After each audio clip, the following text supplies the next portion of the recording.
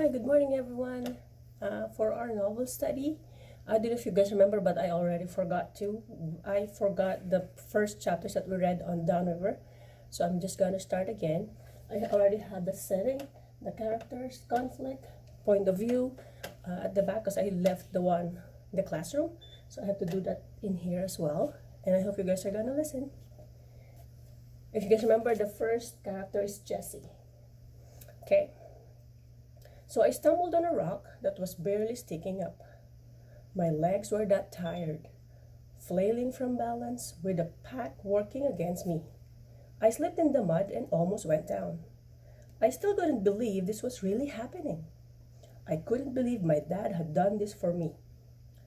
For 5 days, Al had been leading us into these most rugged corners of the San Juan Mountains in southwestern Colorado, coaxing and pushing us over the passes and into the peaks through good weather and bad weather, mostly through bone-freezing rain or sleet.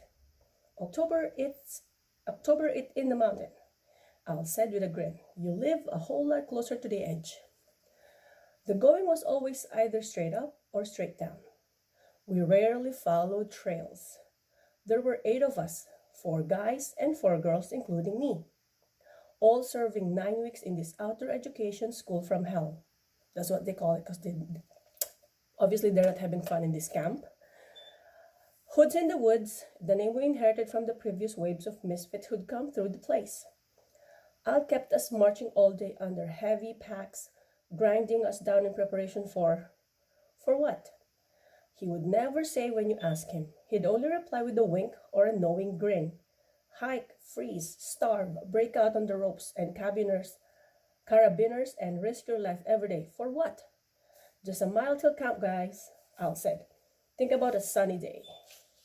So obviously Jessie and the rest of the gang, like 8 teenagers like her, were sent to this camp that's called Discovery Unlimited. It's like a outdoor school for them for 9 weeks. I could see nothing but frightening dark tunnel that was my future. I saw no images there, no hopes, only blackness. All my happy images lay in the past. All the happy scenes with my dad when it was just the 2 of us. I tried to dwell on those good times as I walked, but those pictures, those voices, only intensified my feeling of lost and left me staring once again into the black tunnel. How's it going? Suddenly, Troy was walking at my side. So Troy was one of the member of the group. You don't look happy. I'm ready to be in camp. When Al says a mile, you know it's 2 or 3. It's part of this charm. We jumped a little creek and started up the steep slope. Soon, neither of us had enough breath to speak, but thinking about Troy took my mind off me. He seemed much older than the rest of us, just from the way he carried himself. It was like he was sizing up the small situation from the outside. I'd been wondering if he was going to be friendly, and now it seemed that he was. Camp at last. I found a dry spot under a tree and eased my back against the trunk. Troy sought me out and sat cross-legged, up close. Does the climbing scare you, Jessie? He was looking at me with the calmest and clearest blue eyes I'd ever seen. Why do I feel like Jessie had a crush on Troy? Yes, I allowed, looking away. I thought so, he said it knowingly, in a way that promised help. When I looked back into his eyes, they kind of locked onto mine and wouldn't let go. Apparently, he never needed to blink, and he wasn't going to look away. His eyes seemed to be challenging me to what? I'm doing okay so far. His eyes let me go. For now, I thought. I was fascinated by him. Someone was yelling that he was supposed to be one of the cooks. Troy reluctantly unwound his long legs and said, "Catch you later." We drew in close to the campfire that night, putting off as always the moment when we have to get into our freezing bags and face the shivering hours of the night. We knew Al would make his speech about the next day, and of course he did, as he poked the fire. We've got the climbing skills down now, guys. It's time for the true test. After that, we'll head back to base camp for hot showers, real food, and our beds. I pictured the little log cabin that I shared with Star. So Star is one of the girls. Remember, there's 4 boys and 4 girls. So we have Jessie and Star. And how good it would be to stroke the pot-bellied stove until the stovepipe turned red. So what was this big test going to be? Tomorrow, Al said, you're going to climb Storm King Peak. Elevation 13,752 feet. And it's no puppy. You'll know you've accomplished something. And we'll draw straws this evening for climbing partners. Troy, you're going to be the navigator. You haven't led yet. Nothing against Troy, Rita said in her nasal right-at-you New York accent. But if this Storm King Peak is such a big deal, why not let Freddie lead? Freddie's one of the boys as well. We know he's good at it. I glanced over at Freddie. The campfire flickering on his deep brown skin, black eyes, and shaggy black hair revealed, as usual, nothing in the way of response. True, I thought. He's capable, but he's practically mute. I'd much rather follow Troy. I had reason to believe that Troy cared whether I lived or died. Al was shaking his head emphatically as he spread the topographic map on the ground. Troy will do just fine. He's your teacher for the climb, Star. You're shivering. Come into the light and warm yourself up. Folks, everybody needs to develop these skills. Every one of you. Sometimes there isn't going anybody else around. But we travel in a pack, Adam pointed out with his trademark mischievous grin. Adam, another boy. Our redhead loved nothing better than sidetracking our conversation. So whoever's going to lead can study the map and the rest of followers can go to bed. Seconded, said Pug, the big fella. Pug is another guy. Stretching one giant leg out toward the fire and nudging a piece of wood into its center. Al scratched behind an ear, amid the wiry gray hair that stuck out beneath his wool cap. He was rocking slightly on his haunches. He preferred to squat rather than pull up a log or rock. He reminded me in his body language of an aborigine or a tribesman from the Amazon, right out of his slide shows that my dad used in his anthropology class. Sometimes, Al said slowly, sometimes self-reliance is the key to survival, but other times cooperation is. Let everybody study this map, and then tomorrow, on the mountain, we'll pool our knowledge. Whenever somebody's wondering if you're doing the right thing, bring it up with Troy. What if the right thing is the way to figure it? Would be to go to Silverton for burgers, suggested Adam. Everyone had a smile or a laugh, including Al. With Adam, there was never anything at stake. He was so easy. I could sense Heather getting ready to object. Heather, another girl. And I braced myself for her voice, which I found jarring, and oddly mismatched with her broad shoulders.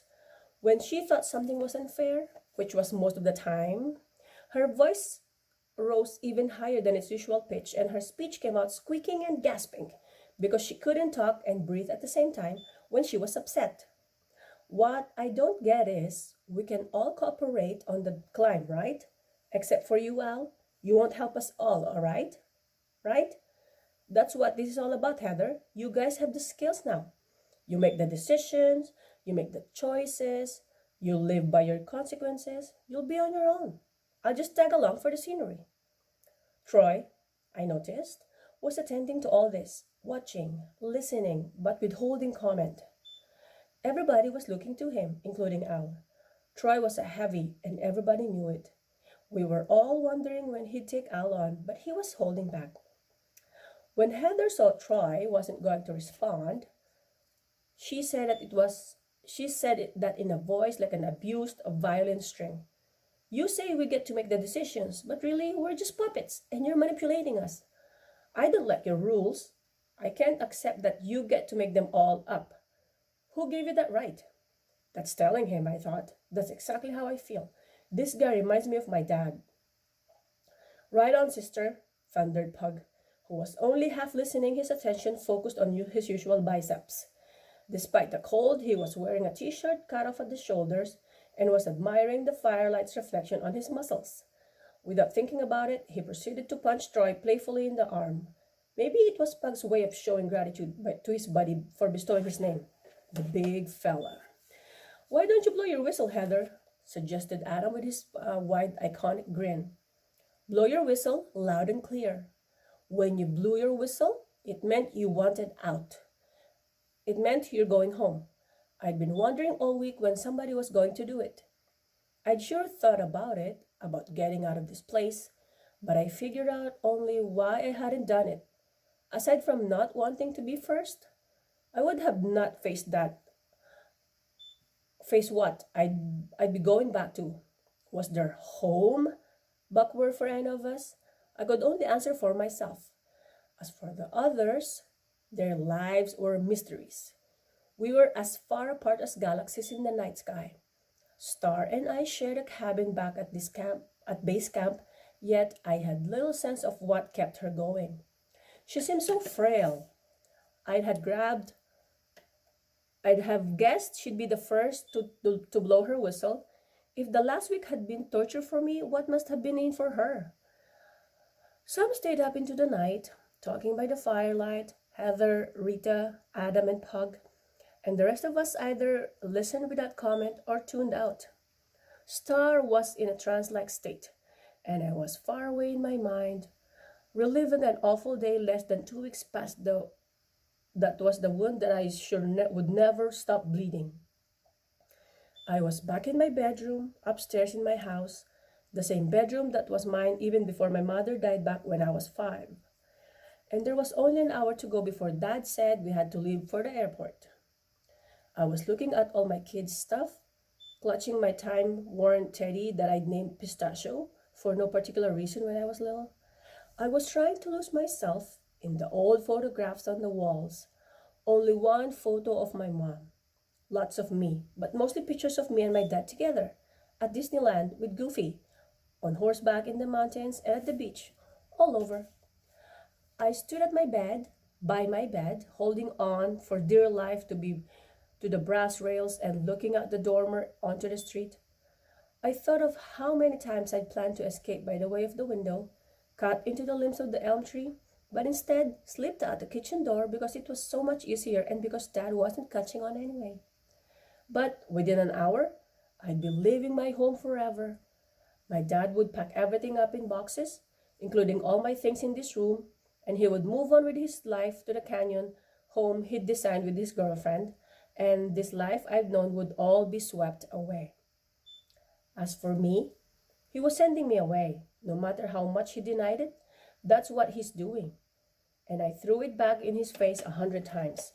He just wanted to believe the therapist who told him this was what I needed to discover myself, learn my limits, all that psych talk.